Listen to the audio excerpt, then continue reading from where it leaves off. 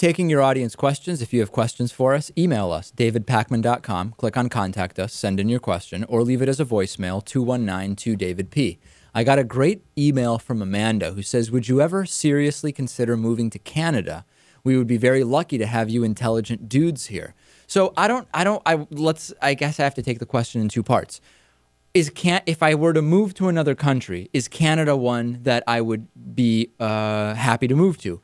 Yes, I think my preference would be to live in Montreal if I were to move to Canada. I don't know all of Canada, but my assumption is I wouldn't be that into going to the far north of Canada and being in relatively remote areas. I think something like 80% of Canada's population is within 100 miles of the U.S. border. So certainly I would probably restrict where I would want to be to those 100 miles. And even more specifically, I think I'd like to be in Montreal or maybe Toronto. That's kind of my thought. But I would certainly consider moving to Canada. Now, am I actively looking for another country to move to right now?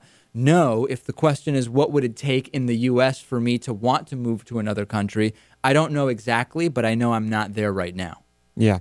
I would say no. Canada's great. Canada's great. I like Canada, but I think I can think of a few other countries I'd rather move to. Is it a weather thing?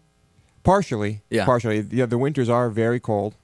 But Canada does have a lot of great cities, and I've always enjoyed Canada every time I've been there. Right. Natan, your thoughts on Canada, moving to Canada? I would consider it, and have actually. I actually looked up the whole immigration situation, which is based on a point system that they have, and actually put all my info into the calculator on like the immigration website, and I didn't pass, but not by much. I found that if I were able to become fluent in French, I would pretty much be just barely passing. But now, does passing guarantee that you get accepted? Or yeah, I should specify what I'm talking about. I'm only talking about, one way of immigrating, which is not having a family member there, not having a job lined up, not having studied in Canada, where you're then allowed to stay a few years if you get a job. I'm just talking about straight up. You have no connection. You just want to go on the point system and just see what you get. Gotcha. Yeah. You wanted to add something? So you would need like a triple-double to get in? Yeah, you need, basically, they ask you a bunch of questions like, what degree do you have, fluency in English and French, obviously, and a bunch of other things, and what job, what profession you work in, and then they add up points, and if you get past, I forget what it is, like 67 points out of 100 or something, then you're at least eligible to ask for it. Now, does the French thing matter if you're not moving to Quebec?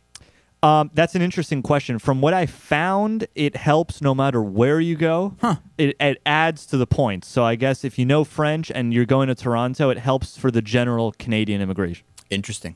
Very, very interesting. All right, there it is. Keep the audience questions coming. davidpakman.com. Click on Contact Us or leave us a voicemail, 219-2-DAVID-P.